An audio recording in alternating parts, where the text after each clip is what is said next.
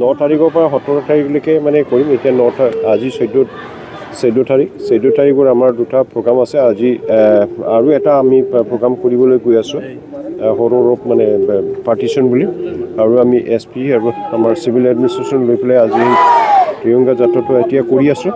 আমি 17 তাৰিখলৈকে কৰি থাকিম। গতিকে এইটো আজি পুলিচৰ লগত আমাৰ চিভিল এডমিনিষ্ট্ৰেশ্যন আজি সেইটো কৰিছোঁ। আমাৰ স্বাধীনতা দিৱস আপোনালোকে সকলোৱে জানে, এটা উৎসৱমুখৰ পৰিৱেশ। আমি এই যিটো উৎসৱ আমি সকলোৱে আজি আমাৰ আৰক্ষী প্ৰশাসন, জিলা প্ৰশাসন, আমাৰ CISF সকলো মিলি আমি এয়া আপোনালোকে দেখিছে আমি ত্ৰিৰংগা যাত্ৰা কৰিবলৈ আগবাঢ়িছোঁ। সকলোৱে আমাক ইয়াত মানে এই উৎসৱত যাতে সকলো মানুহে ভাগ লয়, সকলোৰে মনত আমি উৎসাহ দেখিছোঁ। আমি এই উৎসাহটো আজি আমি সকলোৱে উপভোগ কৰিছোঁ।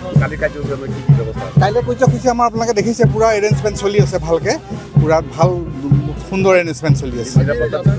নিৰাপত্তাটো একদম ফুল প্ৰুফ চিকিউৰিটি আছে।